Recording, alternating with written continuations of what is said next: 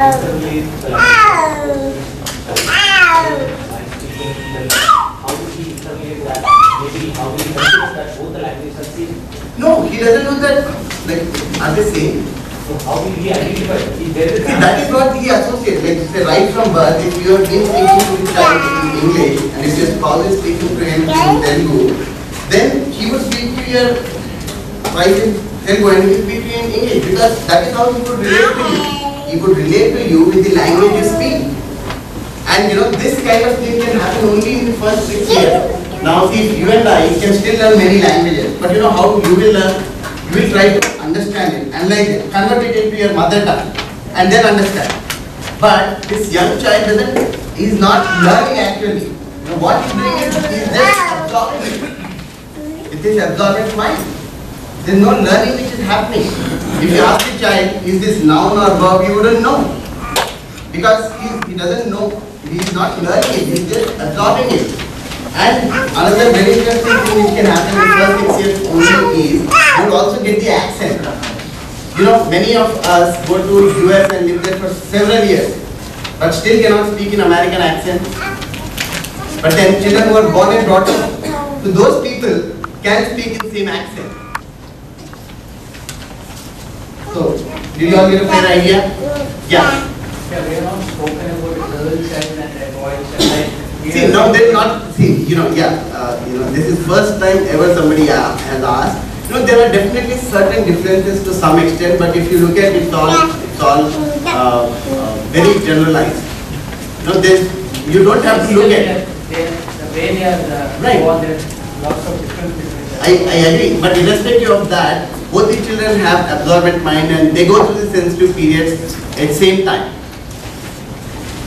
Right? What we have to have right. girls and also boys like that. But what we have seen is boy absorbing nature is a bit more lesser than the girls. See now, if you had two boys, if the older one was also a male child, you would still see some differences. It's not just, the difference is not just because he is a girl and he is a boy. You know, every child is an individual. Even if you have twins who are born at the same time, you would see that they would learn things differently at different time periods. So this period that we have talked about is a generic. Exactly, but then that is how it is for most of the children. That's how it is. Like, and it's not just taken based on just one country or one religion. This is what is they got to know out of doing research with n number of children throughout the world. You know, like every child starts walking at around 12 months. Now, what pediatricians say is, till it is 3 months here and there, it's always fine. But you know, if you look at standard age, 12 months is standard age. At around 8 months is when most of the children start saying Baba, Dada. All throughout the world. So all these sensory periods have been defined based on the research which is done throughout the world. Yeah. Alright. Some of the girls that have True.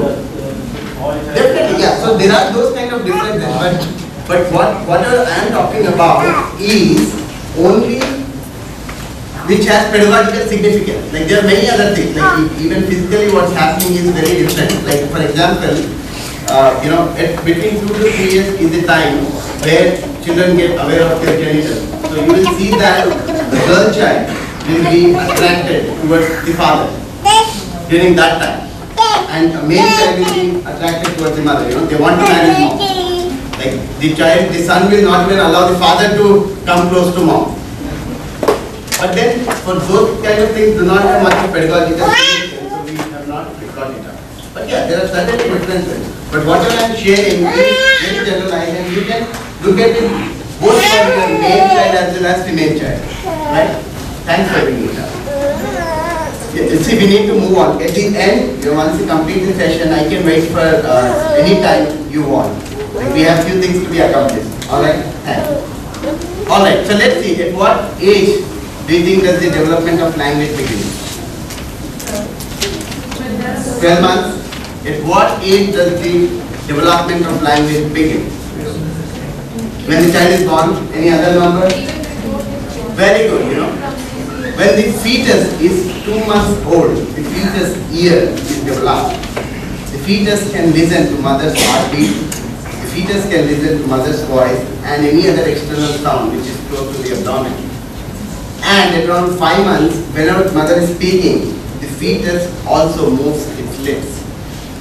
When I heard this for the first time, I got goosebumps. I remember I was in US, I was in the first bench, and my parents said, I imagine what all you can do with the child right in the womb to support language development. Okay, let's see. What do you think you can do now that you know that the child's ear is developed and the fetus moves its lips in the womb?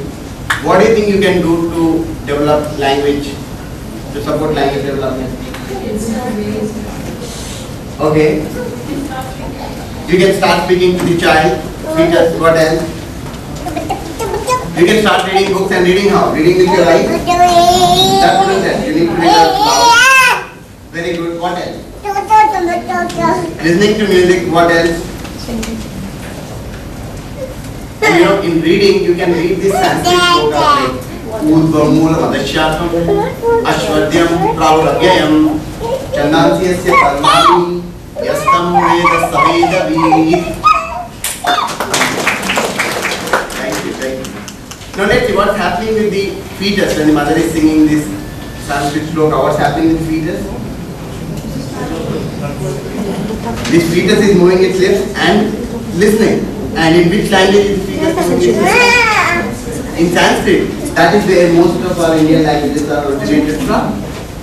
And you will see that eventually for a child, speaking in any language would be very comfortable because he has moved his lips enough in that language. Right? How about singing? Some others would say, no, my voice is not. For your child, your voice is nothing less than Lata Mangeshkar. Right? And if you're singing a couple of songs repeatedly for a period of 9 months, you can use those songs, post-birth, whenever the child is disturbed, you can use those songs to soothe the child. And I've seen some videos where children get to that position of how they were in the womb when mothers were singing those songs. Alright, how about fathers? What do you think can fathers do? Let's see. Very good. Post-birth, the child relates to everybody through his mother. His mother tells that he is your grandfather, then he is his grandfather. Like similarly, post-birth, the mother tells the child that I'm not sure he is his father.